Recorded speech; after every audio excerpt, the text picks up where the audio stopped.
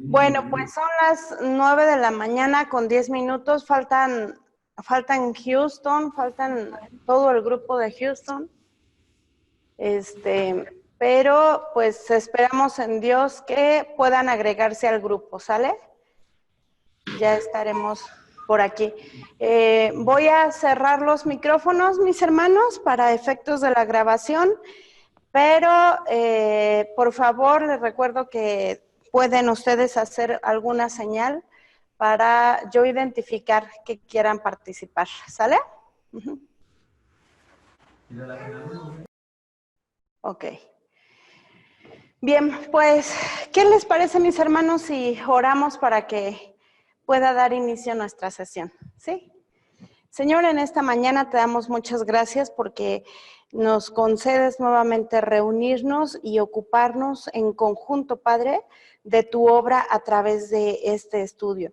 Agrádate, Señor, de nosotros, agrádate de nuestro corazón y muestra ese agrado tuyo, Padre, a través del fruto abundante que hayas de conceder para tu gloria y para el extendimiento de tu reino, Señor. Gente que ha de ser tocada por el mensaje que hemos de anunciar. Gracias, Padre, por este momento y en tus manos lo ponemos rogando gran edificación. En el nombre de Jesús, amén. Bien, mis hermanos, pues quisiera saber, bueno, ¿qué quieren hacer? Primero voy a abrir el micrófono. ¿Qué quieren hacer? ¿Quieren que reflexionemos en la palabra primero y exponer el punto? ¿O quieren platicarme acerca del ejercicio que dejé? O de los ejercicios, ¿no? Fueron tres, un ejercicio en 3 partes. ¿Lo hicieron? Sí. Ok. ¿Por allá en Monterrey? ¿También lo hicieron? Muy bien. ¿Qué desean hacer, hermanos? ¿Primero reflexionamos en la palabra o primero platicamos del ejercicio?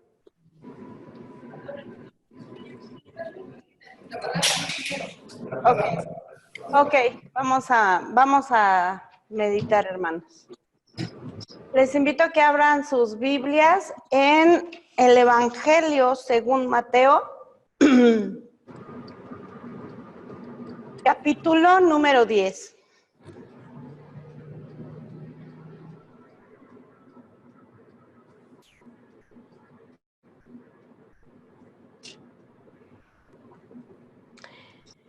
Y vamos a darle lectura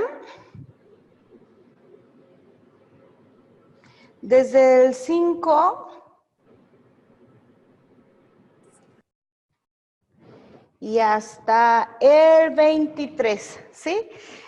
Yo tengo versión Valera 60, entonces quien tengan esta versión podrán seguirme tal cual, y quienes tengan alguna otra versión, pues lo leerán en su equivalencia.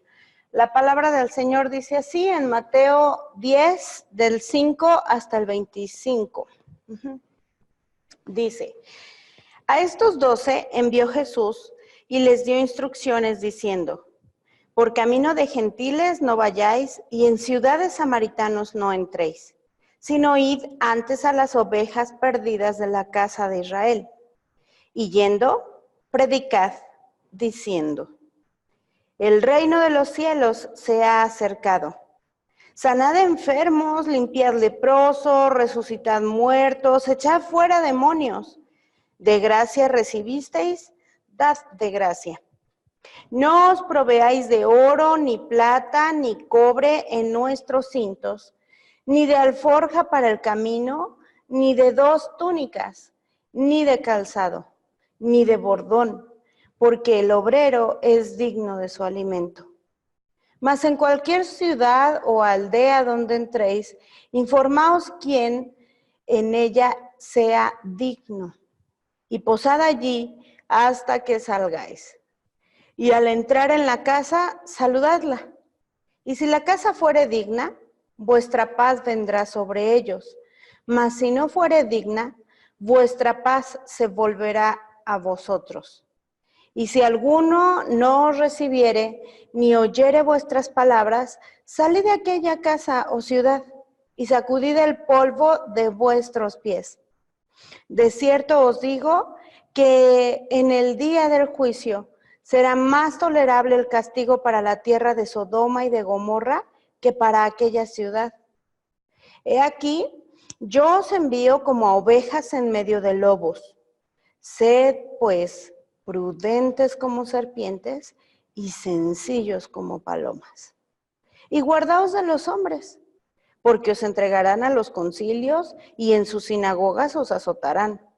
Y aún ante gobernadores y reyes seréis llevados por causa de mí, para testimonio a ellos y a los gentiles. Mas cuando os entreguen, no os preocupéis por cómo o qué hablaréis, porque en aquella hora os será dado lo que habéis de hablar.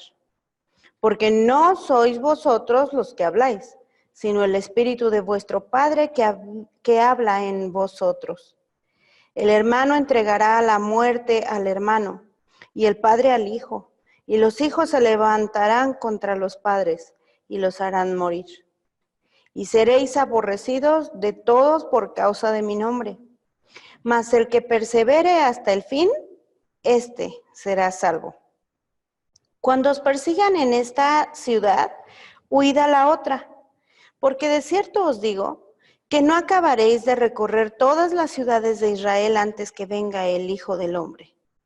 Y el discípulo no es más que su maestro, ni el siervo más que su señor. Bástale al discípulo ser como su maestro y al siervo como su señor. Si el padre de familia llamaron Beelzebú, ¿cuánto más a los de su casa? Duro pasaje, ¿no? Muy hermoso, pero muy duro también. Porque el Señor Jesús arriba, el capítulo comienza diciendo a quiénes son a los que reclutó. Y bueno, realmente no sé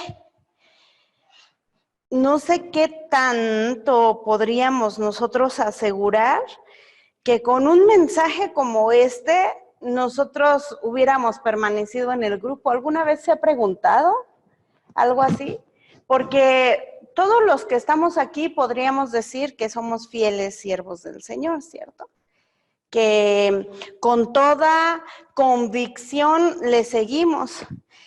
Pero, pues aquí tenemos, pues que el Señor estaba conformando su grupo y estaba diciéndoles a qué se iban a dedicar, cómo iba a ser.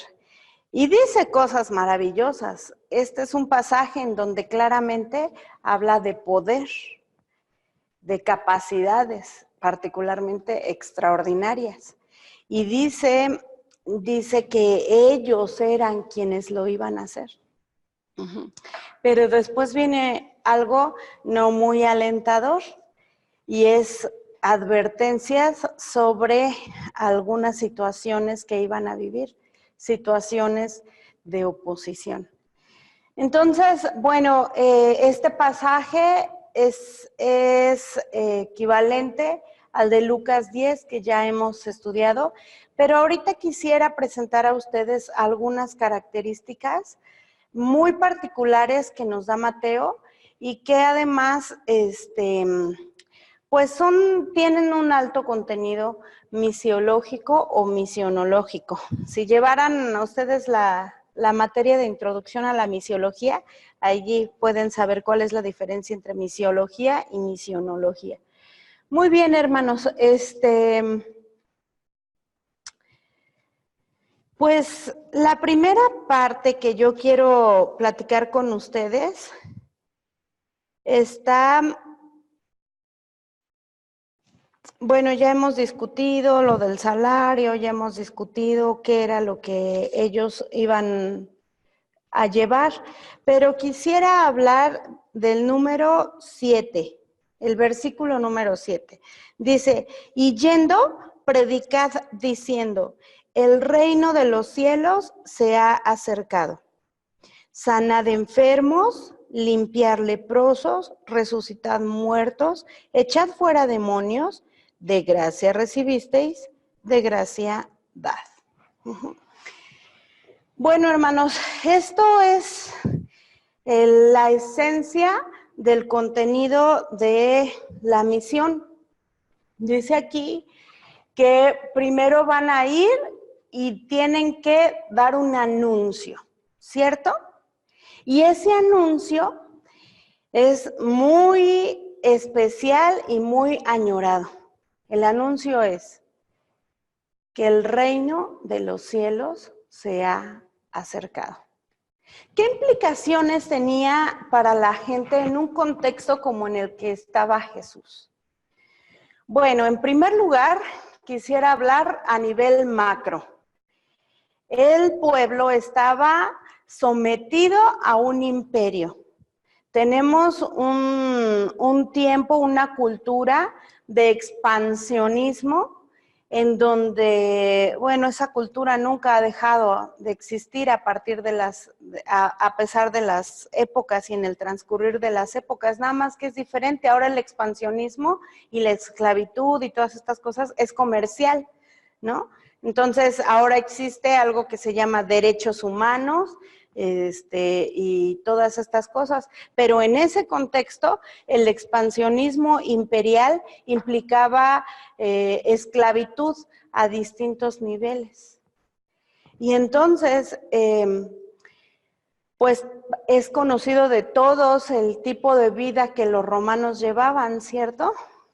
Ellos buscaban la opulencia, ellos buscaban el placer, ellos buscaban, ejercían la soberanía a través de la opresión, a muchos niveles también.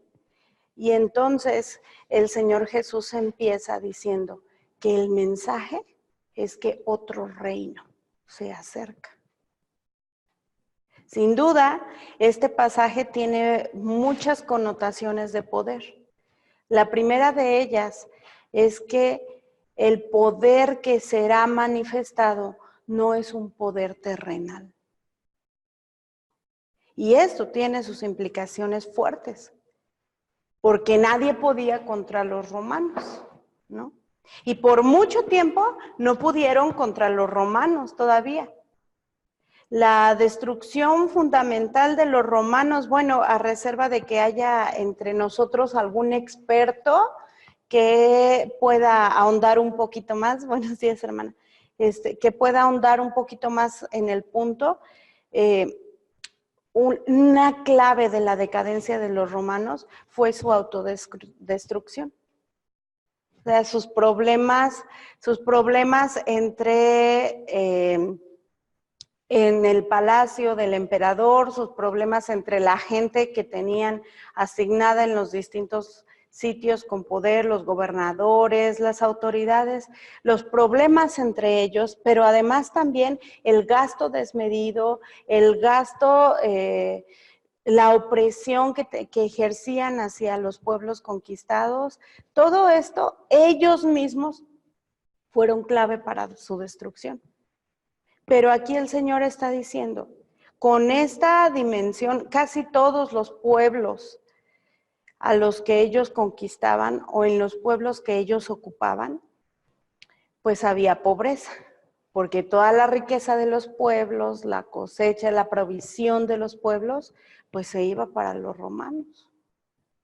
Entonces el Señor inicia diciendo que hay un reino y que ese reino no es terrenal.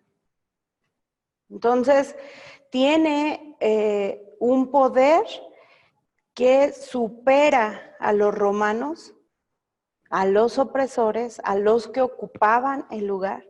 Y constantemente tenemos escenas así. Por ejemplo, ¿alguna vez usted ha meditado en los espacios de ocupación militar? Como cuando el Señor sana al siervo de un centurión. ¿Se acuerdan? Este es otro de los pasajes de poder, porque el centurión le dice, no soy digno de que vayas a mi casa. El siervo está muy enfermo, el siervo era judío, y el romano le dice, tú di la palabra, porque yo mismo soy hombre bajo autoridad y yo mismo tengo hombres bajo mi autoridad. Tú solo di la palabra y él será sano. Y él se gana el gran elogio. Ni aún en Israel he encontrado tanta fe. Pero esta escena que a nosotros nos gusta mucho, allí el Señor ya estaba abriéndose. En muchas ocasiones Él dio chispazos de luz de su corazón hacia los gentiles, hacia otros pueblos, ¿no? Pero esta escena se da en un espacio de ocupación militar. ¿Lo habían pensado en algún momento? Un centurión tenía a su cargo ¿cuántos soldados? 100. Y también en alguna otra ocasión nos aparece también ahí que había una legión y la legión en promedio llevaba 6,000 soldados. Entonces, bueno, en este contexto es en el que el Señor Jesús ejerce su ministerio. No es un contexto políticamente sencillo.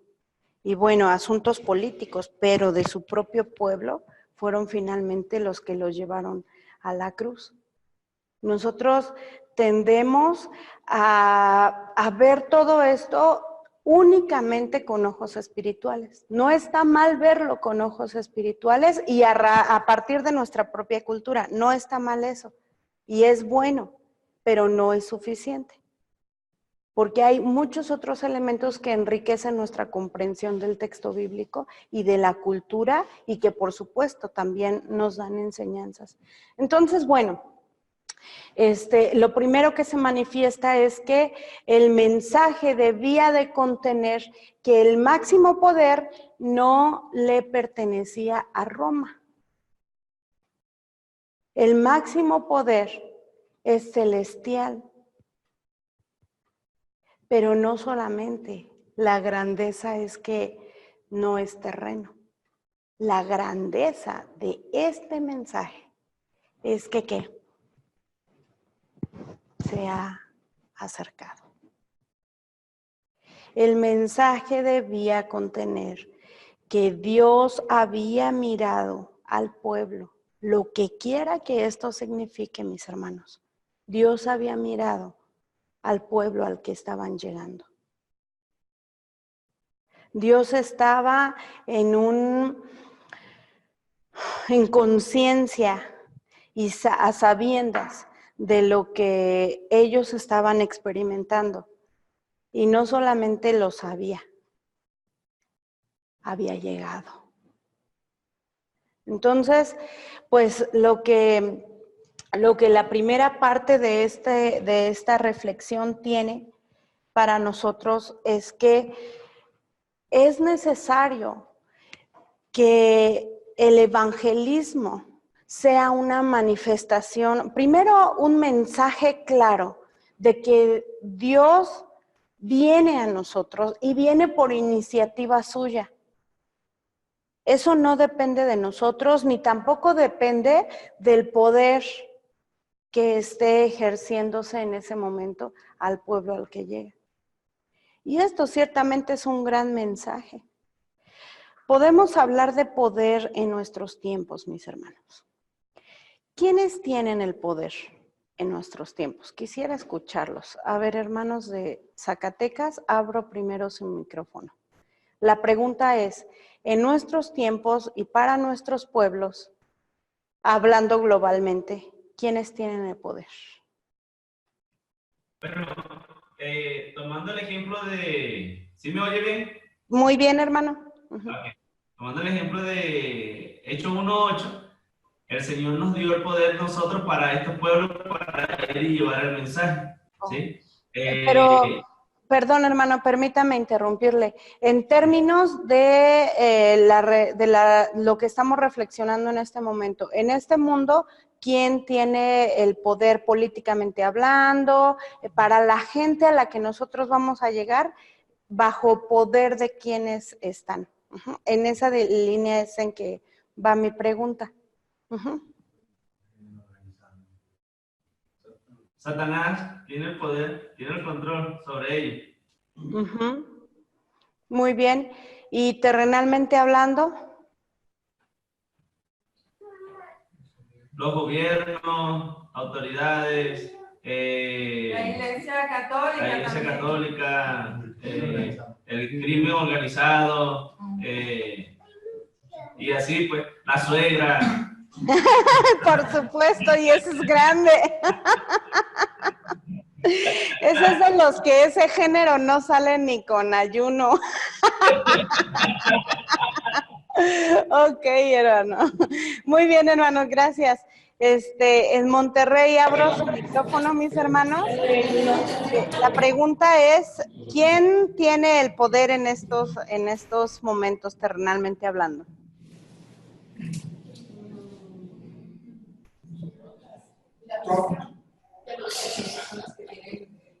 Híjoles, hermanos, creo que será necesario acercarse porque se distorsiona el sonido. Hermanos en Monterrey. Pues yo creo que el poder lo tiene cualquiera que tenga dinero, cualquiera que tenga armas, cualquiera que tenga políticamente algún cargo. Creo que todas esas personas son las que se pudiese decir que tienen el poder. Uh-huh. Muy bien, hermano. Riquezas, avaricia, ambición. Ok. Gracias, mis hermanos. Bueno, efectivamente, hermanos, han mencionado los elementos que representan muy apropiadamente. Han mencionado la Iglesia Católica, han mencionado el crimen organizado, han mencionado la política y han mencionado el dinero. Nuestro mundo está en este momento inmerso en una dinámica con una política económica sumamente poderosa que se llama capitalismo. Y el capitalismo pertenece a una corriente que se llama neoliberalismo. Las implicaciones de esto es que la esencia de esto implica que todo es negociable. Todo es vendible y todo es comprable. Hasta la fe, por ejemplo, hasta las personas, hasta el sol, o hasta el aire, o hasta el maíz, o cualquier cosa. Por eso ahora hay tanto esto de patentes. Si hubo algún vivo que es una viva, de hecho, que patentó el sol. Entonces, así de absurdo, patentó el sol. Pero más absurdo es que es posible y entonces estamos teniendo algunos problemas que sí nos alcanzan directamente a nosotros, como por ejemplo, seguramente vieron la noticia de que una francesa, ahorita varios diseñadores están volteando hacia las etnias de México y basando sus diseños en eso. Por ejemplo, una francesa registró como suyo el diseño de una vestimenta mije de aquí de Oaxaca. Carolina Herrera presentó toda una gama de estampados, no bordados, estampados inspirados en etnias, y el que más éxito ha tenido ha sido el de la etnia, un bordado otomí de Tenango de Doria, en el estado de Hidalgo. Entonces, bueno, ellos lo registran y tienen poder sobre eso. ¿Por qué? Porque todo es comercio. Y en esta dinámica entran muchos de los padecimientos de las sociedades a las que nosotros pertenecemos y a las que estamos yendo también. Seguramente también escucharán que algunas de las grandes marcas trabajan a través de la esclavitud, principalmente esclavitud asiática, la esclavitud laboral. Espero que sepan de esto, pero si no, pueden ustedes investigar en el San Google o en el San YouTube, ¿no? Hay sobre esto, y obviamente hay fuentes apropiadas, veraces, equilibradas, ciertas, y hay desinformación. A usted le tocará discernir entre eso, viendo quién es quien ofrece esto. Pero lo cierto es que esta dinámica ha permitido que las sociedades sufran, que los pueblos sufran y tengan necesidades en contextos que antes no las tenían. Entonces, pues el poder del que el Señor está hablando es vigente, porque el reino de los cielos, mira, el mensaje es que Dios ha considerado a la humanidad. Dios está considerando al pueblo a donde Él envía a sus discípulos y les dice que hay un poder más alto. Hay gente que vive oprimida por la delincuencia. Miren, hace unos años, cuando unos amigos muy cercanos, y de hecho, ella es un matrimonio que para ustedes son muy conocidos, es el hermano Ezequiel Fuentes y la hermana Patricia Botello. Ellos son muy cercanos a nosotros. Patti es mi maestra, soy discípula de ella, somos de la misma iglesia, yo crecí espiritualmente hablando bajo la tutela de ella. Y cuando ellos dejan México y se van hacia el norte, en esta época de la delincuencia, a mí me impresionó mucho escucharles cuando ellos decían que a determinada hora ya no podían salir. Y era algo que, por lo menos en el contexto en donde nosotros nos desenvolvíamos, no veíamos. En otra ocasión, cuando Patti estaba dirigiendo el Instituto Madero de la iglesia de Saltillo que pastoreaban, dice que hubo una balacera por ahí, un tiroteo y que pues tuvieron que resguardarse. Y era impactante escucharlos porque pues ellos contaban con el impacto que les generaba, ¿no? Entonces, aunque nosotros no lo hubiéramos vivido por acá en México o en el Estado de México, de donde somos, de todas formas generaba impacto escuchar eso. Pero después también escuchábamos cosas como, por ejemplo, había extorsión a nuestros negocios. Mi familia tiene negocios y no nos escapamos de la extorsión. Y luego fue a un grado más cercano todavía a nosotros, la extorsión telefónica. Yo no sé si a ustedes les tocó en Monterrey. Me ha tocado ver en algunos lugares de la República en donde si son números con clave de México, no contestan, porque dicen seguramente es extorsión. Don amolados los que tenemos clave de México, ¿no? Y no tienen registrado nuestro número, porque, por cierto, el mío es de México. Y pues no podemos nosotros tener ese criterio y nos ha tocado la extorsión. Entonces, de repente también escucho como un primo cuenta que al tamalero de su colonia lo secuestraron en un secuestro express y le pidieron el dinero de la cuenta que llevaba. Y el pobre nada más tenía 400 pesos y esos 400 pesos entregó y su familia pudo conseguir como 1,000 pesos y entonces esto de los secuestros, estas dinámicas ya no se da solamente en lo que escuchamos, que es por allá lejos, ¿no? Ha llegado a nuestros círculos, ha llegado a nuestros espacios, a nuestro ambiente, en los lugares de desarrollo.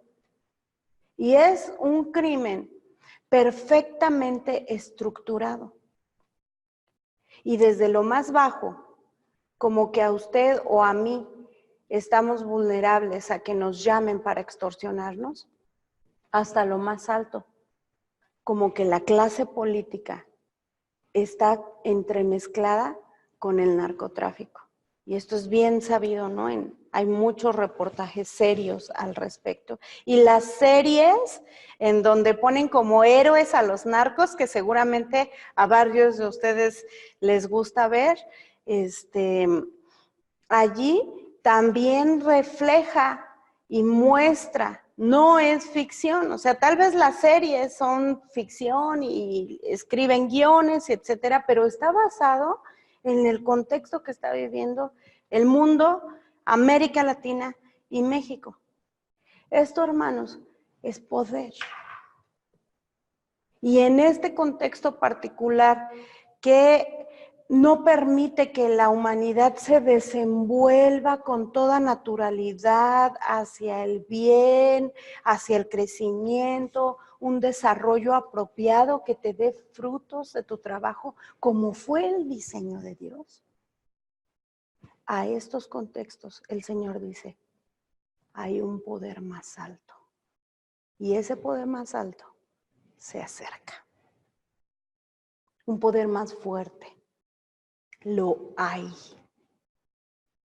Entonces, el remedio para este mundo desesperanzado, hermanos, está en ese poder. Pero por alguna razón que yo sigo sin entender y que ya hemos reflexionado, ese poder nos ha sido conferido a los discípulos de Cristo. Y entonces, adivinen qué. Ese poder tiene que llegar única y exclusivamente por quienes han creído en Él. Y no solo por quienes han creído en Él, por quienes le han seguido. Eso es el discípulo. Entonces, ¿qué tiene que ver esto con evangelismo? ¿Recuerdan ustedes la figura que está detrás del término evangelión? En uno de los primeros videos, quisiera saber, hermanos, por cierto, ¿pueden ayudarme a levantar su mano? ¿Quiénes han visto los videos? ¿Quiénes ya terminaron los videos? ¿Uno? Solamente uno, hermano. 2, 3. Muy bien. 4. Muy bien. 4 en Monterrey. En Zacatecas, 1, 2, 3. A ver, otra vez pueden levantar 1, 2, 3. Bajen la mano, hermanos. Gracias. Miren, hermanos, otra vez les insto a que vean esos videos porque ese es realmente el contenido de la materia. Son las clases que vienen allí. Ahorita ven el 14 y esta semana subirán más videos.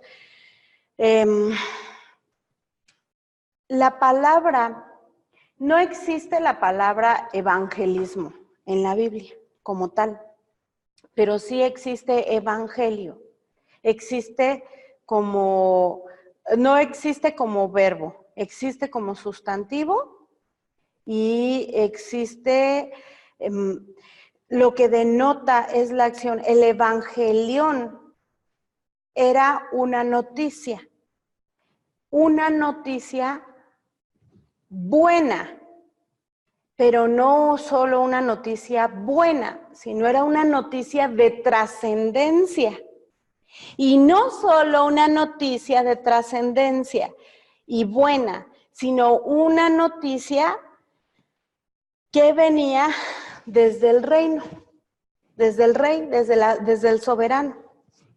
Entonces, el evangelión lo hacía el sujeto. También se denota ya en las partes posteriores, cuando se utilizaba esta palabra, era para denotar a la persona que lo llevaba, que llevaba el mensaje.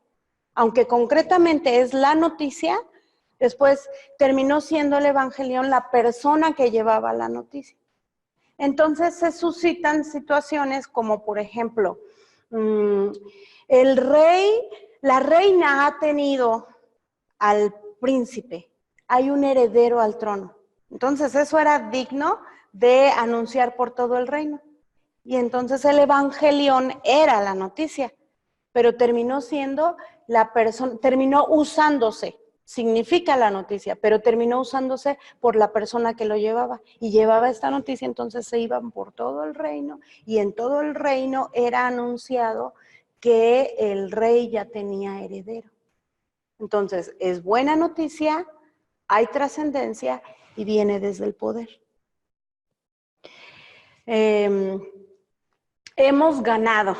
Llegaba el Evangelión, hubo una guerra y ha ganado. Ese pueblo es el que ganó. Entonces, anunciaban por todos lados. Buena noticia, porque además significaba, el haber vencido en una guerra, significaba que podían gozar de la libertad que tenían, porque el ganador era el que obtenía el poder, ¿no? Y muchas veces implicaba la esclavitud para el perdedor. Entonces, implicaba esperanza sobre los familiares, no se sabían si había habido caídos o no, y quiénes habían sido caídos o no, pero implicaba esperanza sobre sobre los familiares, implicaban muchas cosas. Implicaba que el reino podía seguir teniendo la estabilidad que les ofrecía, la seguridad que les ofrecía. Entonces, todas las dinámicas del reino que se permitían o que se producían a partir de que el reino ganara una guerra, tenían su consecuencia final en la población. Entonces, por supuesto que era buena noticia, por supuesto que era trascendente y por supuesto que venía desde el poder. Entonces, este es el uso que se le da al término. En aquellos tiempos, en la Biblia, ¿no? Para nosotros, ahora cuando lo usamos nosotros de esta manera, es una buena noticia y la buena noticia es una. ¿Cuál es? La iniciativa de Dios. Entonces, Jesús ejerce todo lo que se requiere, Él consuma todo lo que se requiere para la segunda parte de la buena noticia. Su misión es una misión reconciliadora. ¿Se acuerdan que meditábamos en que Él no vino a morir? La gente cree que vino a morir. Él no vino a morir. Y no vino a morir en una cruz. Jesús vino a reconciliarnos con el Padre. El costo, porque era en el momento, era para la cultura a la que Él fue enviado, implicaba la muerte como Cordero perfecto. Y el tiempo en el que Él murió y se hizo el sacrificio, implicaba la cruz. Y entonces por eso Él muere con muerte de cruz. No es por la cruz, es por lo que representa la cruz, la más baja de las muertes en ese momento. Entonces seguramente si Él viniera y muriera hoy, en nuestros días, la forma legal de muerte más baja que hay es la silla eléctrica. No es la inyección letal. La inyección letal tiene rango. Así como en la Edad Media, la guillotina era una muerte para la nobleza. Para los que no querían ser muy crueles, los guillotinaban. Porque era una muerte rápida. Pero las peores muertes, el nivel más bajo, había dos más bajos en la Edad Media.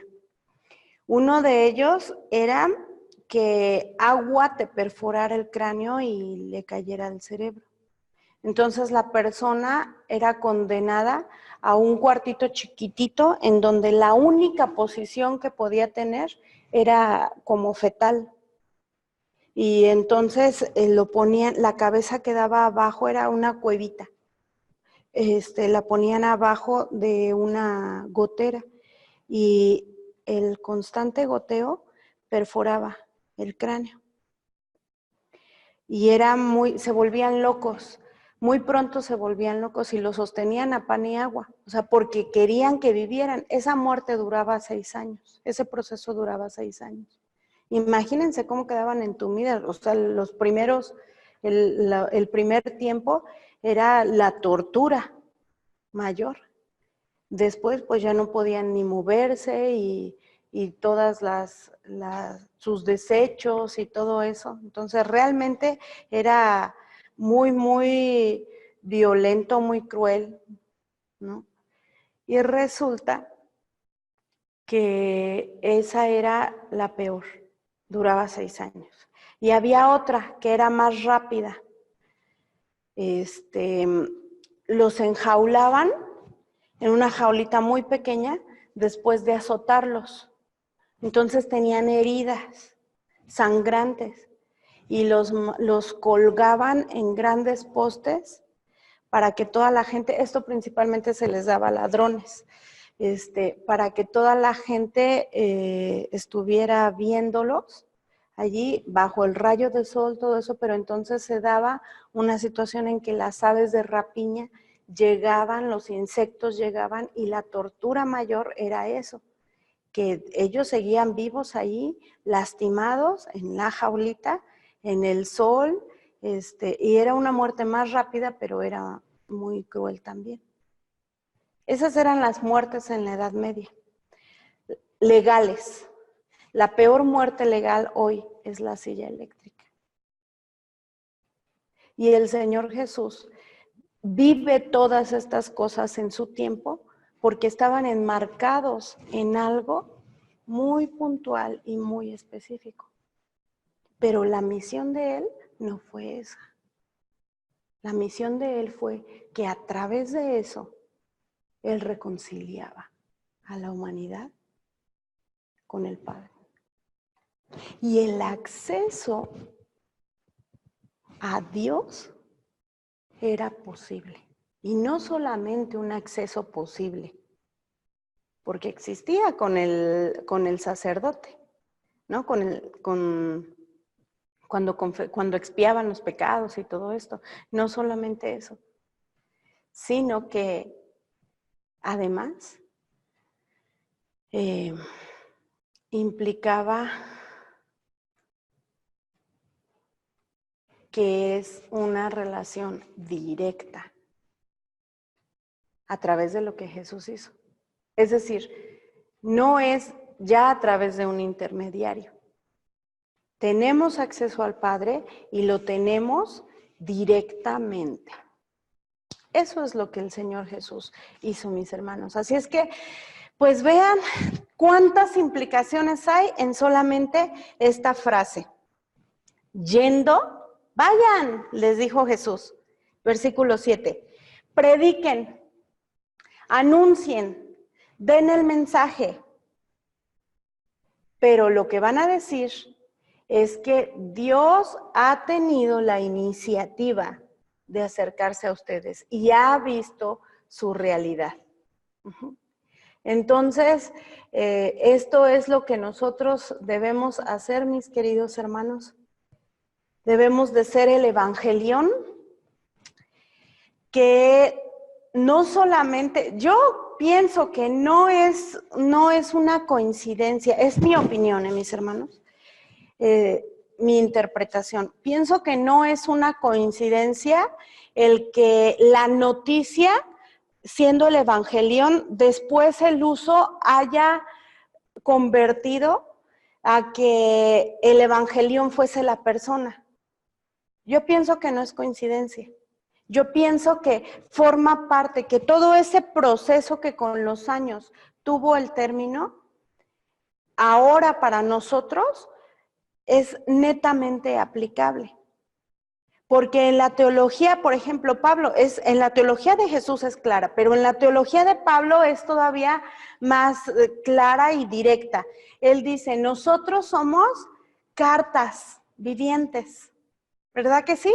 Él les dice a los corintios eso. Entonces, el Señor Jesús los está mandando a ellos como portadores de la noticia, pero también como los que evidencian la noticia. Entonces, no es solo el mensaje que tenemos, sino que nuestra vida entera es el mensaje. Entonces, ¿quién fue el que dijo? Fue San Agustín, el que dice, sí, San Agustín, el que dice, ve y predica el evangelio. Si es necesario, usa palabras. Entonces aquí está hablando de servicio y de testimonio, ¿cierto? Y el Señor Jesús ya un poquito más tarde aquí dice, o sea, más abajo del pasaje, dice que van a ir y que los van a perseguir y que todo esto, pero que tiene que ser eso para testimonio de los propios y de los gentiles también. Entonces, todo esto tiene que ver con nosotros cómo personificamos el mensaje que estamos mandando. Entonces, nuestra palabra, nuestro mensaje implica poder, implica autoridad, pero, bueno, implica buena noticia, implica trascendencia, pero también enseguida viene el segundo elemento. Y el segundo elemento es el contenido, la acción. Dice el versículo 8. Como el reino de los cielos se ha acercado, entonces sanen enfermos, limpien leprosos, resuciten muertos, echen fuera demonios y háganlo de gracia. El servicio es el segundo elemento. Pero no es solamente el servicio, es un servicio transformador que cambia totalmente las condiciones en las que el mensajero llegó y descubrió. Y entonces el receptor tiene un contexto, tiene una situación que es transformada. Entonces es a partir de esto, mis hermanos, que la labor de quien evangeliza tiene la responsabilidad de generar transformación. Porque hemos recibido la autoridad. Dice que el Señor dio autoridad para ir y sanar y sacar demonios. Él dio la autoridad para hacer lo que Él hacía, pero no es solamente Él dio la autoridad, también dio la orden de transformación. Es una orden, mis hermanos. Y esto es el evangelismo. Somos portadores de la noticia y esa noticia no puede dejar a las personas en las mismas condiciones. Hay una frase que, pues es frase de internet, quién sabe quién la diría, hermanos, que dice, y si alguno de ustedes sabe el autor, por favor, no quisiera yo plagiar, pero dicen que Dios te acepta como eres cuando te toma, pero no te deja como eres, te transforma, como Él quiere que seas. Es el poder de Dios actuando en nosotros, el poder del evangelio. Así es que, mis hermanos, pues bueno, no tenemos una labor sencilla, no tenemos una labor simple. Y mucho menos tenemos una labor cómoda. ¿Por qué, hermanos? ¿Por qué no es cómoda? ¿Qué es lo que está diciendo aquí? Sanen enfermos, limpien leprosos y resuciten muertos. O sea, ¿qué los estaba mandando Jesús? Justamente, ¿qué representaban los leprosos? ¿Qué representaban los muertos? ¿Y qué representaban los enfermos? En una cultura donde la base era la fe y la santidad, y todo el que no tenía una correcta relación con Dios, todo el que no le agradaba a Dios y no era santo como Dios, entonces tenía una consecuencia visible. Y esa consecuencia visible a veces era en enfermedad. Entonces, por eso le preguntan al Señor Jesús, Señor, ¿quién pecó con el ciego, ¿no? ¿Este o sus padres? ¿Quién pecó? ¿Este o sus padres? Y él dice, no es que hayan pecado. Es que es para la gloria de Dios. Dios no está fijado en eso. Dios no está fijado en la caída, Dios está fijado en lo que Él quiere levantar y transformar. Entonces, pues lo que el Señor Jesús está mandando aquí, claramente era un desafío a lo que los religiosos guardaban tan celosamente. Los fariseos, los saduceos, las demás denominaciones judías que había en ese momento, pues tenían su propia, ¿cómo se dice? Su propia creencia acerca de las condiciones en las que vivía la gente. Y el Señor Jesús allí es a donde los manda. A hacer eso es a lo que los manda. ¿No les parece interesante, mis hermanos? La ley decía que no podíamos nada que ver con los muertos, porque tenías entonces que pasar por un rito de purificación. Pero el Señor Jesús va en Lucas 7 con el hijo de la viuda de Naín, y no solamente se acerca y ve esta situación y consuela a la mujer y le dice levántate, sino que va y toca al muerto. Y la gente exclama, profeta, se ha levantado. Porque el Señor está mandando otro mensaje con toda claridad. Las personas son importantes y tienen que ser rescatadas de la condición en la que están, porque es condición de muerte. Y Él es la vida. Él es el agua viva. Él es el pan de vida. Entonces, bueno, pues seguramente implica mucho sacrificio el cumplir el mandato del Señor. Porque el solo hecho de ir con leprosos, ¿qué representaba? Un riesgo de contagio. Es más, los leprosos existía lo que eran las ciudades de refugio, y las ciudades de refugio concentraban a criminales, concentraban a enfermos, concentraban la sociedad no deseada y no bien recibida en la comunidad. Y Judá tenía 6, bueno, no sé si Judá o Israel, tenía 6 ciudades de refugio. Y existía esta figura. El hecho es que, por ejemplo, los leprosos tenían que estar excluidos. Y el Señor está mandándolos allí. No era en medio de donde estaban.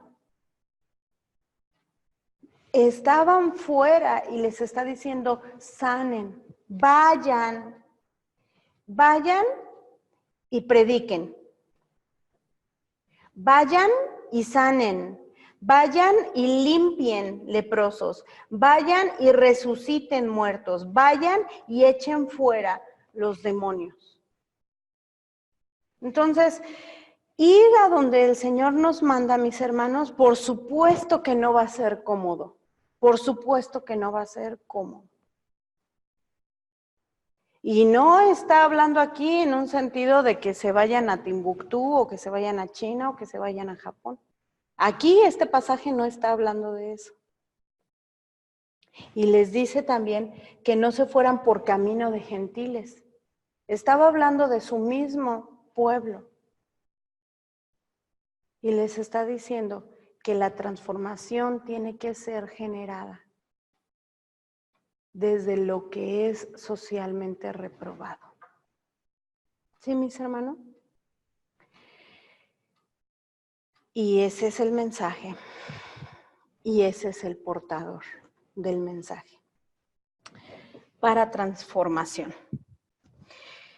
El último punto de nuestra reflexión, hermanos, quisiera que lo vieran. Bueno, hay otro punto más, pero no voy a entrar en el otro. Nada más voy a meditar sobre el que sigue. El que sigue está en el versículo número 11.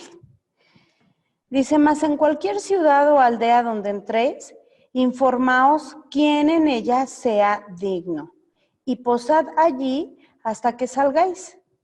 Y al entrar en la casa, saludadla.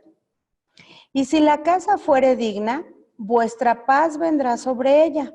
Mas si no fuere digna, vuestra paz se volverá a vosotros.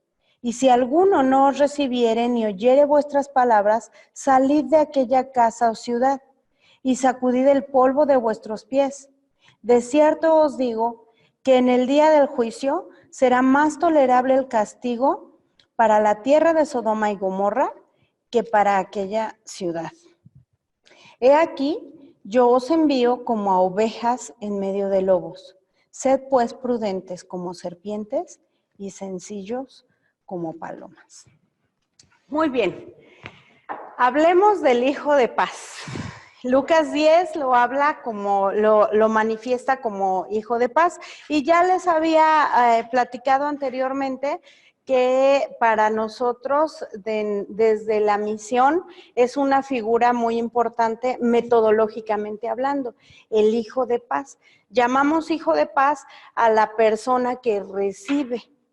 Pero hay una característica muy, muy importante que Mateo nos da. ¿Y alguien sabe cuál es? A ver, Zacatecas, abro su micrófono. ¿Cuál creen ustedes que es la característica importante de la que hablo?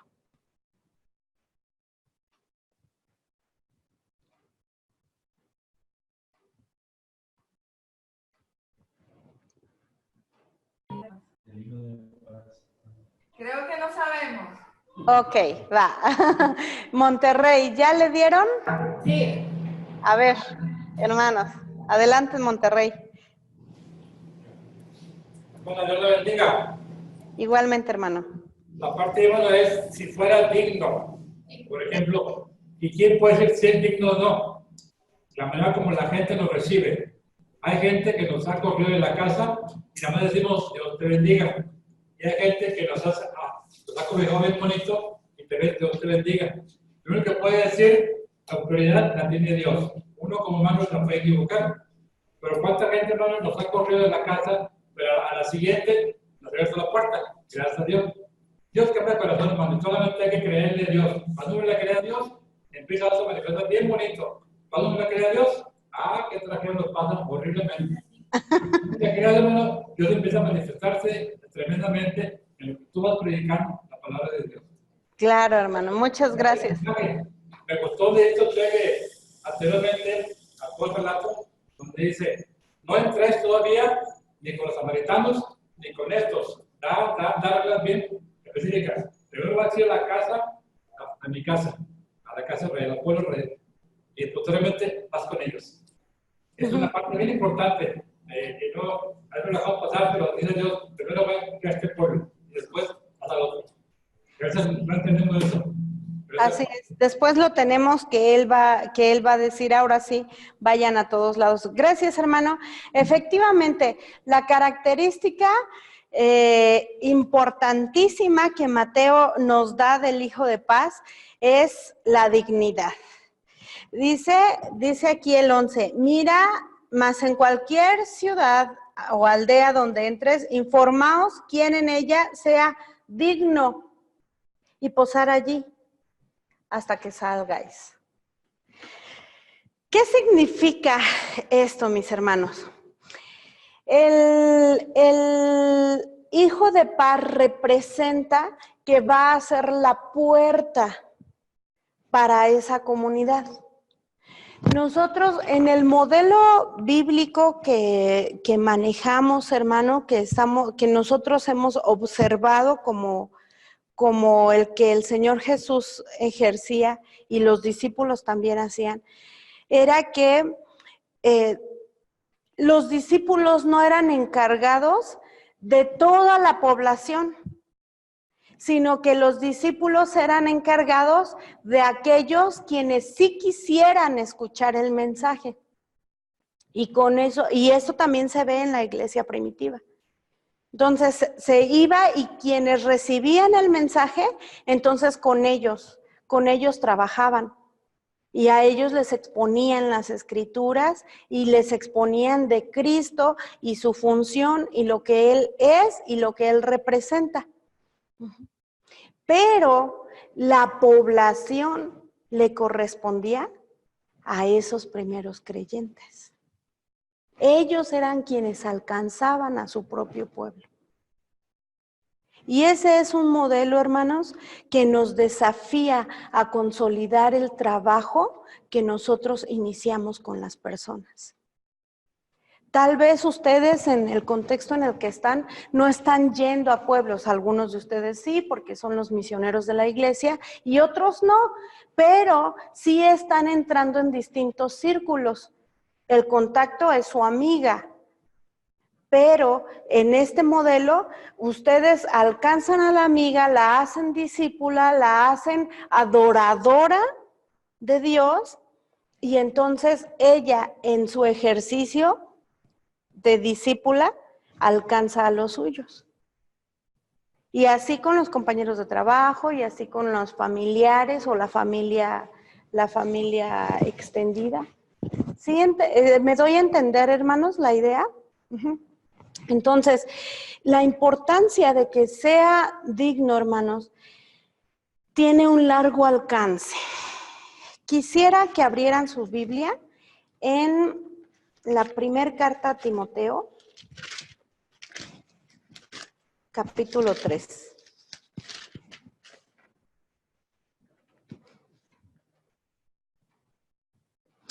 Primera Timoteo 3. Pablo le está hablando y le está dando algunas instrucciones y le dice, palabra fiel, desde el versículo 1. Si alguno anhela obispado, buena obra desea, pero es necesario que el obispo sea irreprensible, marido de una sola mujer, sobrio, prudente, decoroso, hospedador, apto para enseñar, no dado al vino, no pendenciero, no codicioso de ganancias deshonestas, sino amable, apacible, no avaro, que gobierne bien su casa, que tenga a sus hijos en sujeción con toda honestidad. Pues el que no sabe gobernar su propia casa, ¿cómo cuidará de la iglesia de Dios? No un neófito, no sea que envaneciéndose caiga en la condenación del diablo.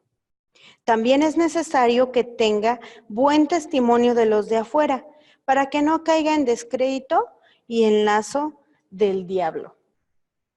Continúa. Los diáconos, asimismo, deben ser honestos, sin doblez, no dados a mucho vino, no codiciosos de ganancias deshonestas, que guarden el misterio de la fe con limpia conciencia, y estos también sean sometidos a prueba primero, y entonces ejerzan el diaconado si son irreprensibles.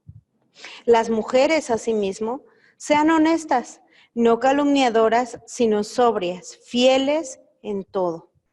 Los diáconos sean maridos de una sola mujer y que gobiernen bien sus hijos y sus casas, porque los que ejerzan bien el diaconado ganan para sí un grado honroso y mucha confianza en la fe que es en Cristo Jesús. ¿No les suena familiar esto a Mateo 10 y a Lucas 10? Es un vínculo, hermanos, que desde mi perspectiva es indispensable identificar. Y no solo identificar, sino construir. ¿Por qué, hermanos? Porque el hijo de paz que reciba al mensajero y al mensaje,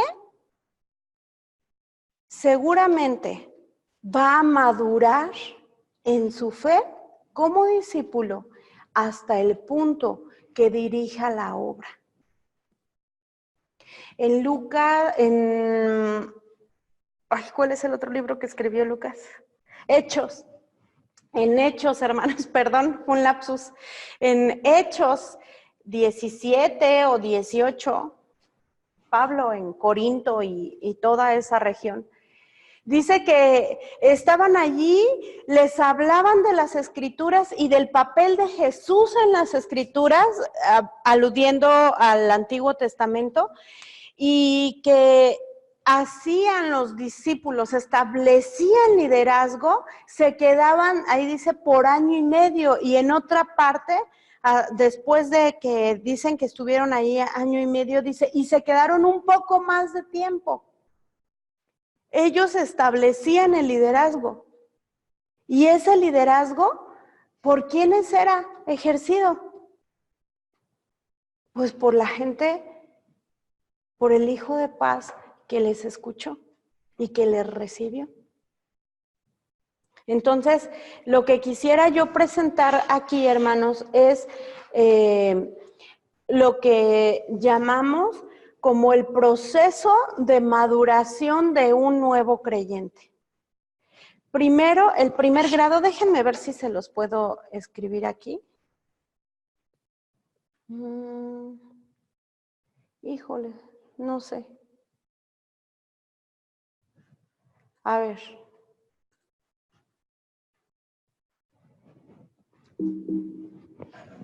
Texto. A ver, me pueden,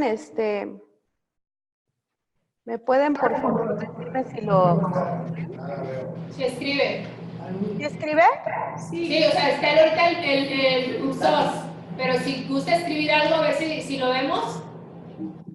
Hoy está, no lo están viendo, ¿verdad? No, nada más se ve el cursor. Ahí está, ok, ya. Ok. Ahí está. Proceso. De un nuevo creyente.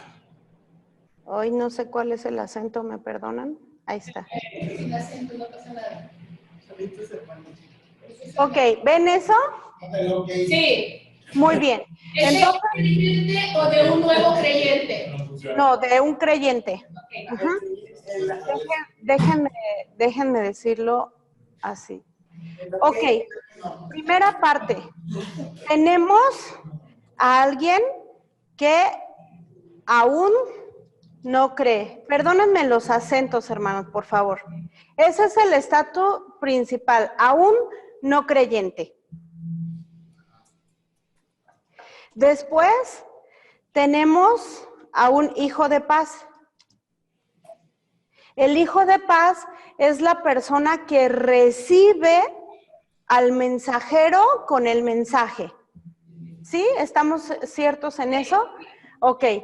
Ese hijo de paz, ahorita estamos viendo que la característica es que debe de ser digno, ¿no? Después de ser hijo de paz, fíjense muy bien, aquí puede intercambiar, puede ser 3 y 4, o puede ser 4 y 3.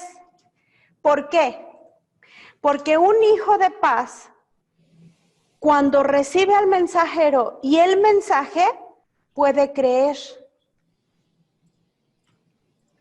Puede convertirse en creyente. Primero, porque él está listo espiritualmente para reconocer la deidad de Cristo. Entonces, se va a hacer creyente y después se va a hacer discípulo.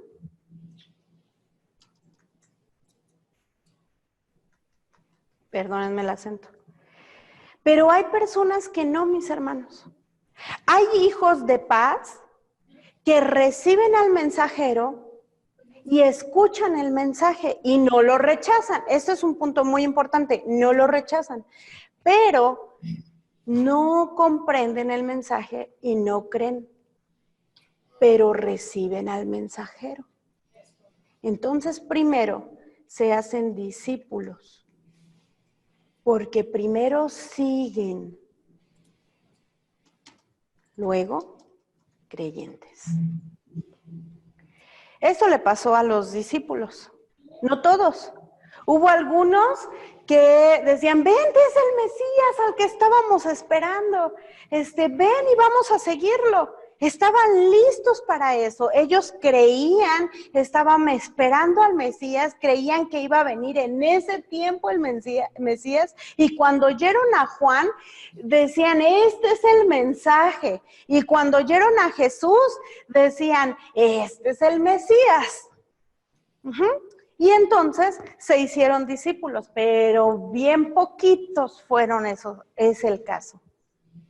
La mayoría primero fueron discípulos, les seguían, incluyendo a Judas. Y dice que cuando viene este proceso de la resurrección y cuando, permítanme porque digo proceso, no por la resurrección, ese sí es un solo acontecimiento, ¿no?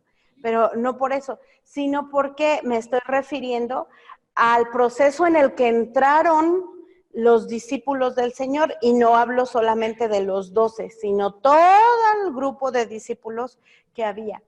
Dice que cuando se les apareció, primero a los del camino de Maús lo relatan, ¿no? ¿Quién es Lucas el que relata eso? Y luego a los discípulos, dice que comenzó a decirles desde las Escrituras todo lo que había de acontecer. Él dio un mensaje veterotestamentario ubicando al Cristo, al Mesías. Y entonces, dice que sus ojos fueron abiertos, dice que entendieron. Entonces, como un Pedro, por ejemplo, solamente como un ejemplo, un Pedro que está con Jesús y que le dice que, pues primero había hecho la gran declaración, ¿no? A Cristo, ¿quién eres? ¿Quién dice los hombres que soy? ¿Y quién dicen ustedes que soy? Ah, pues tú eres el Cristo, el Hijo del Dios viviente. Pero después cuando él dice, pues ustedes me van a entregar, me van a desconocer. Y él dice, pues yo te seguiré, daré la vida si es necesario. Y entonces le anuncia que lo va a negar. Y entonces Jesús, y entonces Pedro lo niega. Pero cuando él resucita y entiende, vemos, y Pedro entiende, vemos a un Pedro totalmente transformado en Hechos, en los primeros capítulos de Hechos, ¿cierto? Entonces, esto, mis hermanos, es algo que tenemos que meternos en la cabeza y que va a romper con el modelo o paradigma, si ustedes prefieren utilizar esta palabra, que por muchos años se nos ha enseñado. Las personas a veces primero te siguen, cuando no rechazan el mensaje, primero siguen, primero aprenden y primero empieza a ser transformada su visión y los criterios de vida dejan de ser los criterios del mundo y empiezan a ser los criterios de Dios. Pero aún no están listos para creer. Cuando entienden, creen. Entonces, esta es una propuesta, hermanos, que nosotros les hacemos para que ustedes puedan considerar si tienen en vista que quieren adoradores para el Señor, que quieren entregarle discípulos. Porque esto nos da conciencia sobre el trabajo que requerimos hacer con las personas y cómo direccionarles para darles lo que necesitan. Cómo direccionar ese ministerio que estamos ejerciendo hacia ellos, cómo direccionar el mensaje, qué enseñarles. Si alguien ya es creyente, está listo para verdades espirituales, pero si alguien no es creyente, necesita aprender a vivir y en el momento apropiado, su entendimiento será abierto a nivel espiritual. Pasamos al punto 5. El siguiente punto de madurez es discipulador o líder. Ay, perdón los acentos. Líder. Es lo que empiezan a ejercer un servicio se hacen padres espirituales porque ellos proclaman su fe, anuncian el evangelio y empiezan a salir de sí mismos. Y es lo que comúnmente tenemos en nuestras iglesias a nivel liderazgo. Y viene finalmente el punto 6. Siervo. Permítame ponerlo así.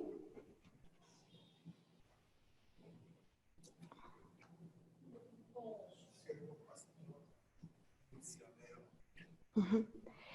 Y puede haber dos vertientes, mis hermanos. Algunos que se consagran abiertamente. Bueno, todos se consagran. Permítanme ponerlo de esta manera.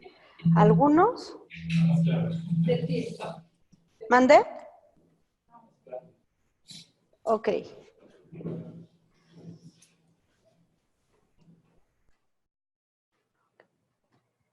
Algunos de ellos, ay Dios mío, ya me perdí, no puedo volver aquí. Bueno, lo va a cambiar un poquito, hermano, ¿sale? El lugar, porque no sé cómo volver al renglón en el que estaba escribiendo. Algunos de ellos, todos están consagrados, estamos en esos, pero algunos van a tomar el ministerio y lo van a tomar como oficio. Y aquí permítanme con todo respeto ponerle a lo que llamamos laico.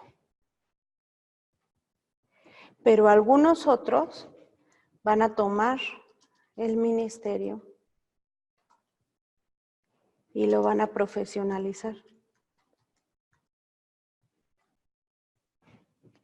Y entonces aquí tenemos como vocación. ¿Sí, mis hermanos? Espero poder tener éxito en expresar la idea que estoy buscando. Cuando una persona que ha creído madura en su proceso apropiado y llega a un punto en el que visualiza la vida solo a partir del servicio del Señor. No estoy hablando de un llamado especial como tradicionalmente le hemos hecho. Estoy hablando de un asunto cognoscitivo y de un asunto de fe. Es alguien que entiende quién es el Señor y que entiende cuál es la labor que el Señor ha ordenado. Por allí hay una misionera que se fue a China y trabajó muchísimos años en China, de principios de los 1900, y ella decía, yo nunca supe nada acerca del llamado misionero. Yo solamente leí una orden en la palabra y la cumplí. Cambió su vida, cambió toda la dinámica que ella estaba llevando, de su rutina, el contexto en el que estaba, y entonces ella se fue y obedeció a donde Dios puso en su corazón y le indicó que lo hiciera, a China. Entonces, son procesos distintos en todos los creyentes, mis hermanos, en todos los discípulos. Algunos jamás se atreven a dar el paso de 5 a 6. Y se sienten cargados porque ya entendieron. Pero no se atreven a dar el paso de 5 a 6. Los 6 forzosamente es una fe madura, en donde está dispuesto a dar el paso para afrontar las consecuencias que vienen a partir del versículo 16, regresando a Mateo. He aquí yo os envío como ovejas en medio de lobos. Sed pues prudentes como serpientes y sencillos como palomas, y guardaos de los hombres, porque os entregarán a los concilios, y en sus sinagogas os azotarán, y aun ante gobernadores y reyes seréis llevados por causa de mí, para testimonio a ellos y a los gentiles.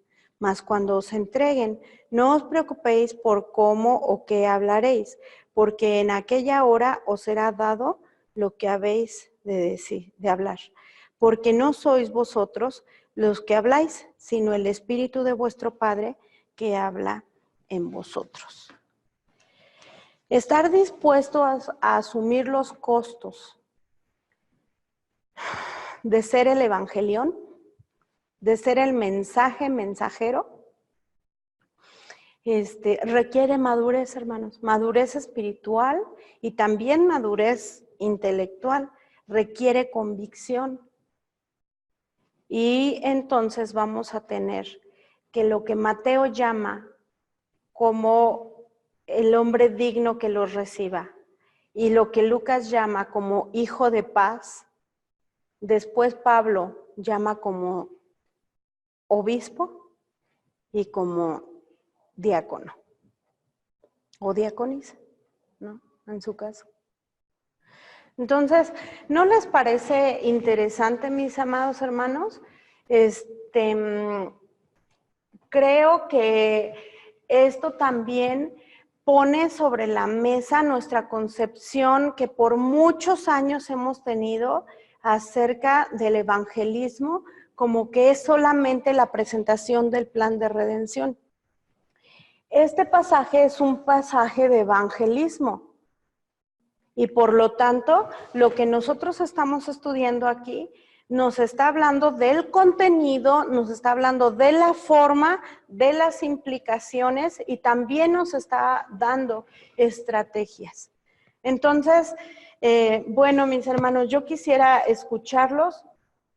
Son 3 los elementos que hemos reflexionado en esta hora y yo quisiera saber de qué manera la palabra y la reflexión está mostrándoles a ustedes su quehacer pendiente y la transformación que debe de generarse en nuestros ministerios de evangelismo. El primero de ellos es la autoridad y el poder, la iniciativa, Dios acercándose, es el reino. Hay un poder mayor que el poder que domina a la gente que nos ha de recibir. El segundo de ellos es que el mensaje debe de ser actuado, el mensaje debe de ser servicio y ese servicio tiene que ver con transformación de las condiciones en las que la gente recibe el mensaje y la gente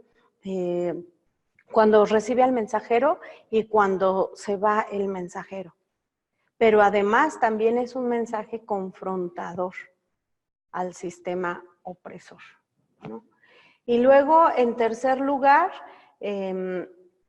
pues la dignidad del Hijo de Paz, la responsabilidad que nosotros tenemos de que nuestro receptor pueda madurar hasta un punto en donde sea digno de tomar el ministerio. Sí, mis hermanos, stop share. Ok.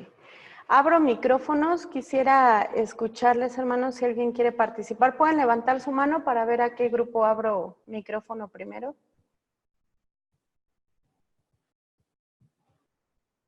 ¿Nadie? ¿Ya quieren terminar? ¿Quieren irse temprano? Nos falta otro punto, hermanos. La pregunta es, ¿de qué manera les confronta esta reflexión? ¿Qué les ha impactado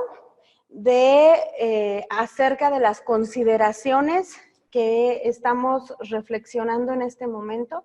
Y si antes ustedes habían vinculado el Hijo de Paz con el obispo y con los diáconos, con quienes toman el liderazgo de las iglesias que se han sembrado o que se han abierto. ¿Sí? Esos son los 3 puntos sobre los que he preguntado. Ahora sí, a ver, levanten su mano. Sí, Sí quieren irse. Bueno, entonces voy a dar dedazos, ¿eh? Ok. A ver, hermana, abro el micrófono a Monterrey. Adelante, hermana. Sí, me vengo acá. ¿Sí me escucha, hermana? Si se acerca un poquito más, hermana, se Muy oye bien. eco. ¿Ya me escucha mejor? Ok, ahora sí ya se escucha claro. Muy bien, buenos días, hermana. Bueno, yo me impactaron tres cosas. En la primera, la autoridad que Dios nos da. La parte fuerte para mí es, sí nos enfocamos a compartir el Evangelio. La parte que tal vez como creyente bautista, a veces nos cuesta trabajo aceptar en relación con otros grupos, digamos, más carismáticos. El tema de sanar enfermos, resucitar muertos, echar fuera demonios. Esa parte también va con el Evangelio. Nos ha tocado vivirla. Sin embargo, no siempre la compartimos a la hora de que damos testimonio, por temor a que se nos juzgue de que somos de otro grupo, cuando realmente somos cristianos simplemente. Entonces, algo que a mí me confronta es entender y ver que el Señor, cuando da la salvación también, sobre todo a aquellas personas que les compartimos el Evangelio y andan en cuestiones de adivinación, hechicería, brujería, etc.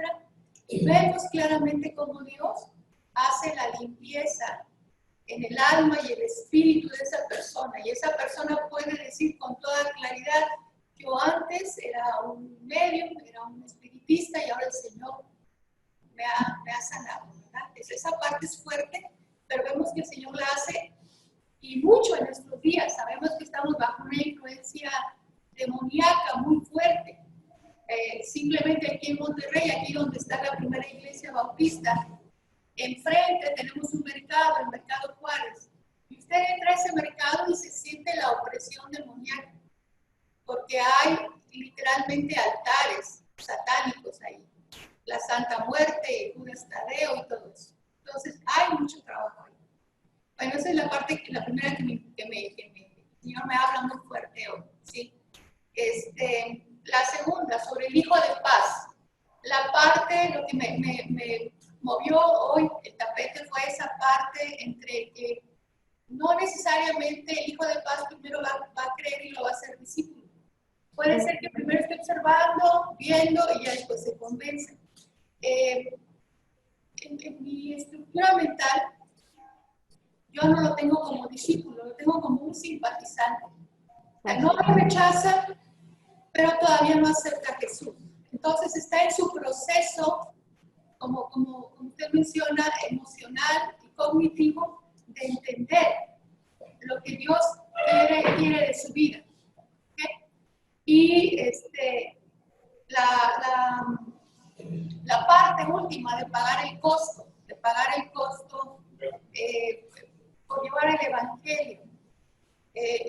Esa parte estoy en proceso, porque una de las cosas que a mí me cuesta, y bueno, el Señor sabe, pero Señor, yo no estoy segura de decir, yo te sigo hasta la muerte, ¿verdad? Yo no sé si el día que me ponga una pistola yo diga a mí, que siempre no, ¿verdad? Que el Señor me dé la gracia. No, de verdad, es que lo vemos muy romántico, como usted dice, lo vemos muy espiritual, lo vemos, sí, muy espiritual, pero a la hora de vivirlo tú sabes que, o sea, te enteras que en otras partes del mundo, hermanos han sido apresados por su fe, han sido muertos por su fe. Y me viene a la mente el pasaje que dice: todavía no habéis sufrido hasta la sangre contra el pecado. Y se refiere tanto a resistir el pecado en tu propia vida, como proclamar el Evangelio para vencer o sacar a la gente de la esclavitud del pecado, y que eso te puede costar la vida en ese momento, ¿verdad? Si realmente eres cristiano. Pero también veo la otra parte de que te cuesta la vida en el sentido de que en eso estás invirtiendo el tiempo, en eso estás gastando tu vida. Entonces, esa parte no me cuesta trabajo. ¿Sí? Esa parte de gastar mi vida ahí y dar mi vida allí, eso no me cuesta trabajo. ¿Verdad? Entonces, son las tres cosas que Dios ha estado hablando para mí el día de hoy. Gracias. Muchas gracias, hermana. Gracias. Bueno, efectivamente, hermanas, son simpatizantes. Una persona, para que sea hijo de paz, tiene que no rechazar el mensaje. ¿Sí?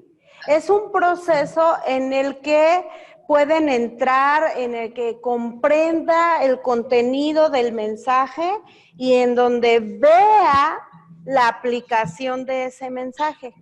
Y pues eso no es en una platicada, por supuesto que no lo es.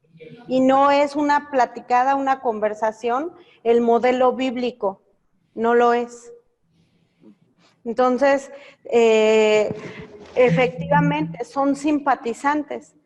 Nada más que es muy importante, hermanos, considerar que el modelo de madurez que estoy presentando ahorita sí tiene que ser considerado a nivel discipular, porque lo que buscamos es presentarle al Señor adoradores. ¿Recuerdan la reflexión de la semana pasada? Adoradores que le reconozcan como Señor, que le entreguen su vida en todas sus áreas. Entonces, si para nosotros nuestro enfoque va a estar en gente redimida, que tenga un mensaje de salvación, que comúnmente le llamamos de salvación y que yo los insto a llamarle el mensaje de redención, porque el Señor salva de muchas cosas.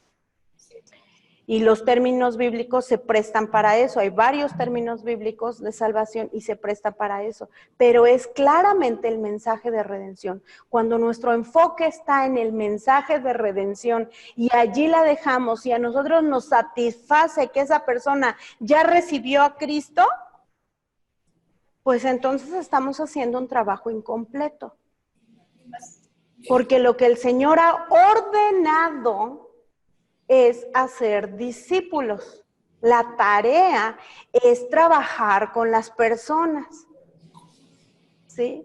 Entonces, implica un proceso de acompañamiento en donde si tomamos la metáfora del que nace de nuevo, entonces tenemos que hacerlo que crezca y que madure al recién nacido. Entonces, por eso, mis hermanos, es importante que pensemos en términos de que una persona a quien le vamos a exponer al mensaje va a implicar trabajo y va a implicar secuencia. Y tengan la seguridad de que va a fructificar de una o de otra manera. Por eso es que algunos primero son discípulos, porque empiezan a imitarte, porque empiezan a seguirte. Y otros, y ya después entienden y creen. Si alguien que te ha imitado nunca cree, pues va a ser una persona buena, pero no va a ser un redimido. Y no va a adorar en la eternidad con el Padre, aunque viva bien. Porque aprendió a vivir bien de ti con los criterios y con los valores del Evangelio. Pero no ha depositado su fe en la redención que Cristo le da. ¿Sí me explico la diferencia? Sí. Y hay muchos, en nuestra iglesia está llena de gente que cree. Un titipuchal, hermano, de creyentes, no discípulos. Aquí al seminario, hermanos, vieran qué gente nos llega. Que aman a Dios, que tienen clara y determinada su fe, su decisión de entregarse, todo eso. Pero, hermanos, unas dificultades que nos enfrentamos, tanto en el campo misionero, en las iglesias que pastorean, como aquí, en el internado, en las dinámicas que se dan en el seminario. ¿Por qué? Porque no fueron discipulados. Fueron doctrinados. Hay algunos que no, pero la mayoría fueron doctrinados. Entonces, saben los atributos de Dios, saben de soteriología, saben de un montonal de métodos, de cosas para hacer y servir al Señor, saben muchas cosas, fueron capacitados, fueron doctrinados, pero no fueron discipulados. ¿Por qué? Porque sus criterios de vida no son los bíblicos, no son los cristianos, y porque sus valores de vida tampoco demuestran. Entonces, hubo alguien que les dio clases, pero no alguien que les enseñara a vivir bajo las normas bíblicas, bajo las pautas que el Señor enseña que debe de ser la vida del hombre. ¿Se acuerdan lo que les enseñé? En una correcta relación con Dios, del estatus del Edén, en una correcta relación consigo mismo y con el prójimo, y en una correcta relación con el mundo creado en el que se desarrollan. Seguimos quebrantados en esas áreas. Y si no trabajamos con la gente, si no los hacemos discípulos, seguramente habrá quiebres en esos 3 elementos o en alguno de ellos. Por eso es que es tan importante esta figura del discipulado, porque a eso es a lo que el Señor se dedicó y eso es lo que el Señor hizo y eso es lo que el Señor mandó. Entonces, por esto, pues hermanos, tenemos que ser pacientes y esperar que Dios dé el crecimiento. Pero mientras Dios da el crecimiento, es labor, en esta analogía del campesino, es labor del campesino quitar la maleza, regar si es que no llueve, ver que no haya plagas. El trabajo del campesino está ahí, porque sí tenemos responsabilidad sobre eso, mientras Dios da el crecimiento, porque es solamente el Espíritu quien convence de pecado, de justicia y de juicio. Entonces dio su obra y nosotros la nuestra, porque ya nos la encomendó, ya la ordenó, ¿sí? ¿Alguien más, mis hermanos? Hermano, adelante. Dios lo bendiga. Dentro de una iglesia hay de todo, pero también hay que aclarar que el pastor en turno, nuestro hermano Macote, en turno ahorita, pero ahorita, por ejemplo, él nos está mucho discipulando todos los domingos, está dando la palabra de Dios, bien bonito, preciosa, y nos está diciendo cómo seguir a Cristo. Ya depende de cada quien, si lo quiere agarrar o no lo quiere agarrar. O sea, el domingo nos está diciendo cómo vivir la vida de un cristiano. ¿Por qué? Porque él el Señor está enseñando desde arriba el púlpito y la gente lo está tomando bien bonito. Pero estas, no sé, si hay gente que viene a 850, a lo mejor no son llenos, pero lo agarran bonito. Pero es como que él está cumpliendo con la misión que le fue encomendando de parte de Dios, estar enseñando. Por el falta de gente, hermano, sencillamente no han tomado ningún curso, como los ahorita, pero oigan, son personas bien listas del Evangelio, bien empezaron a trabajar el Señor. ¿Y de dónde agarraron todo eso? De cárcel de Dios. O sea, ahí hermano, cada colega, cada quien, cada don que Dios está dando para cada quien, depende, ahora sí, tú, cómo la agarras. Pero la palabra ha sido expuesta bien bonito, domingo tras domingo. El pastor se encarga de estar enseñando y discipulando a cada quien. A nivel global, ya depende de mí, si lo agarro, ya me dijeron cuál es realmente el trabajo de un servo del Señor. Le comento, hermano, porque hay gente que a veces nos toca trabajar con ellos y realmente ya pasa el tiempo que ya no lo vemos.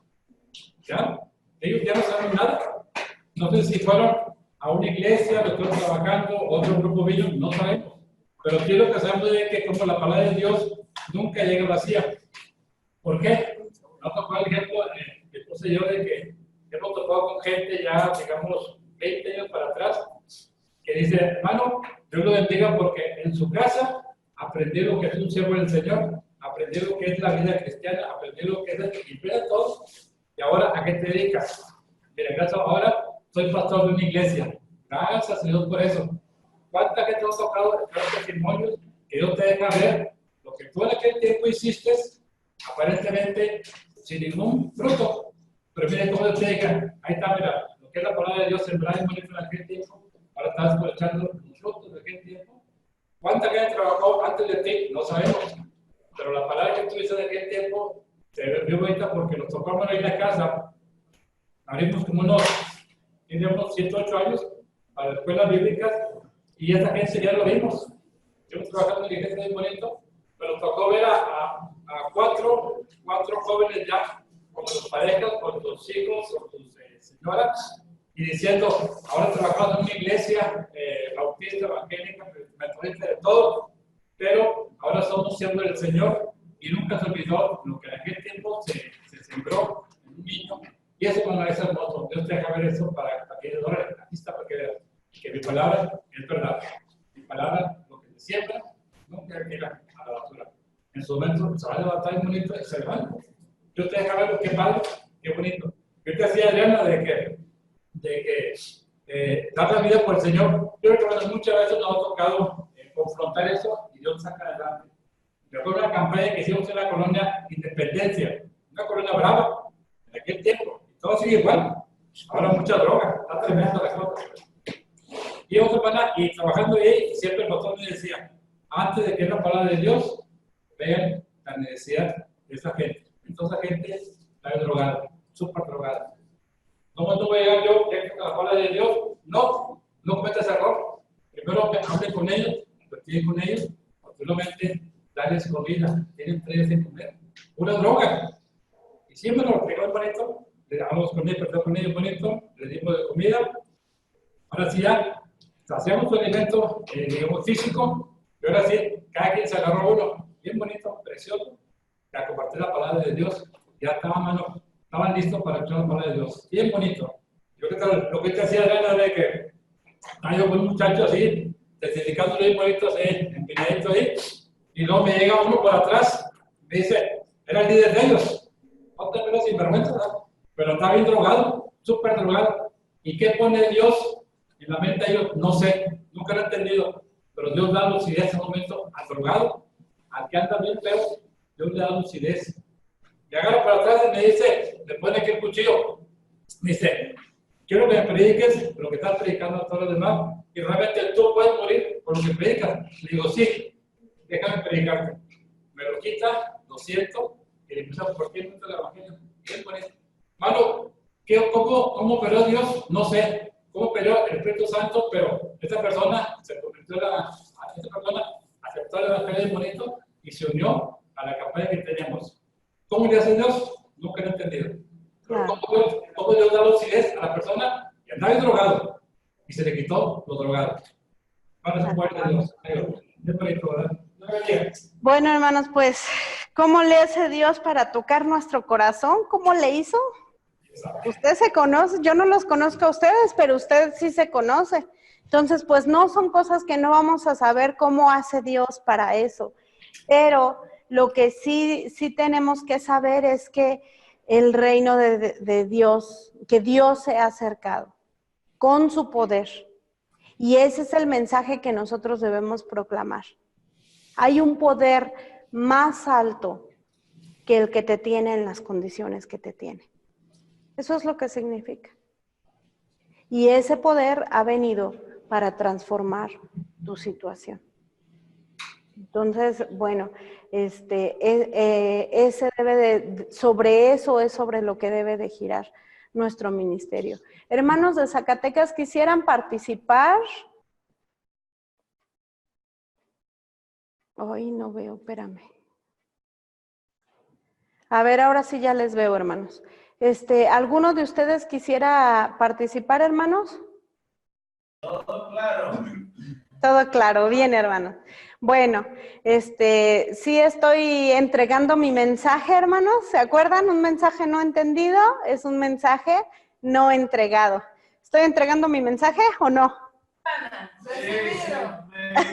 Ok, gracias. Gracias a Dios, hermanos. Bueno, hermanos, pues vamos a cerrar esta sesión.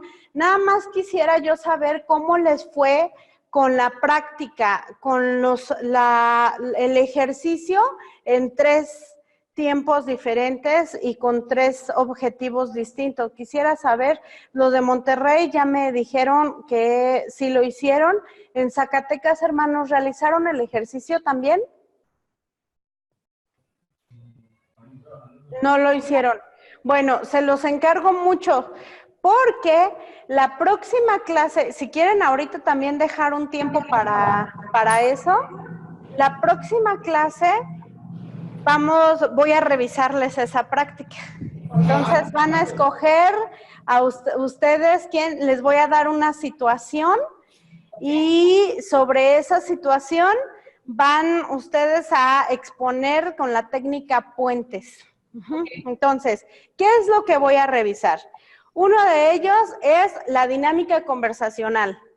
Número 2 es las preguntas, su capacidad de hacer preguntas que nos lleven a identificar los puentes, ¿sí?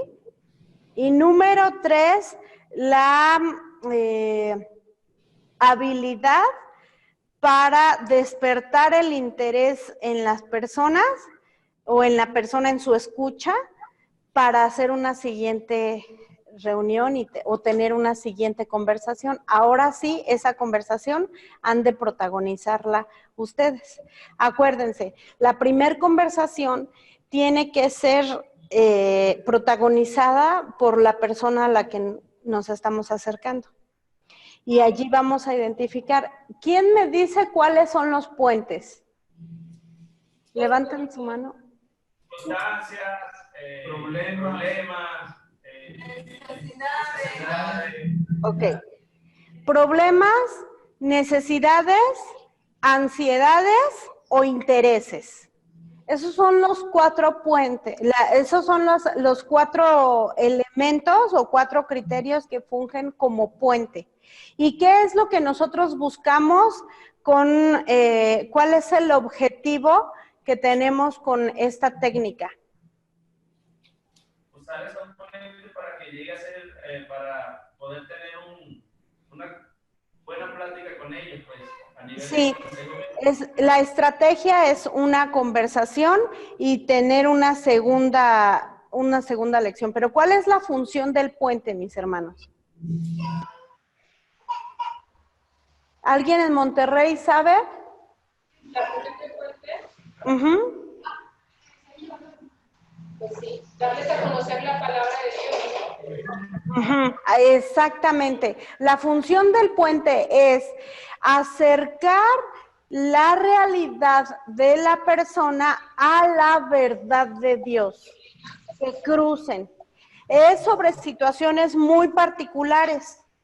Entonces, la persona está viviendo ansiedad porque no tiene trabajo. Ahí se cruza con necesidad y varias situaciones. Se da la conversación en torno a eso, a la dificultad, pero vamos a acercar su realidad con lo que Dios tiene que decirle de su palabra a esta persona. ¿Sí? Entonces, esa es la función del puente. Por favor, practiquen, hagan una segunda ronda de prácticas, porque la siguiente semana lo haremos, lo voy a estar revisando. ¿Sale, mis hermanos? Nos quedan 3 reuniones más y la siguiente voy a ver su práctica y voy a hacer otra exposición. Después, en la siguiente semana vamos a ver el servicio, la puerta del servicio, y después vamos a dedicarnos a las técnicas con historias, y finalmente vamos a cerrar con el mensaje de redención, con técnicas centradas en el mensaje de redención. ¿Sí, mis hermanos? ¿Alguna pregunta? Adelante, hermano, en Zacatecas.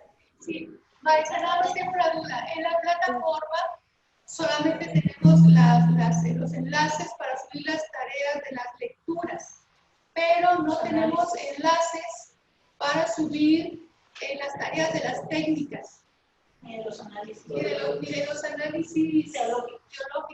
Ah, ok. El análisis teológico es hasta el final de la materia, en donde ustedes concentren el contenido en un contraste, el contenido expuesto en un contraste con lo que ustedes llegaron y cómo se van. Concretamente eso es lo que es. Y es hasta el final. Le voy a decir al hermano encargado de esta área para que integre los otros dos Para las técnicas. asignaturas, para las técnicas, sí, el reporte de las técnicas. Gracias, hermana. A ver, en Zacatecas también habían levantado la mano. A ver, ¿quién tiene duda en Zacatecas? ¿No? ¿Ya no? Ok. Bien, mis hermanos, pues, ¿qué les parece si oramos para dar por terminada esta sesión? Bendito Señor, muchas gracias porque tú nos has permitido reflexionar sobre nuestra práctica evangelizadora y sobre la responsabilidad del mensaje que nos has conferido.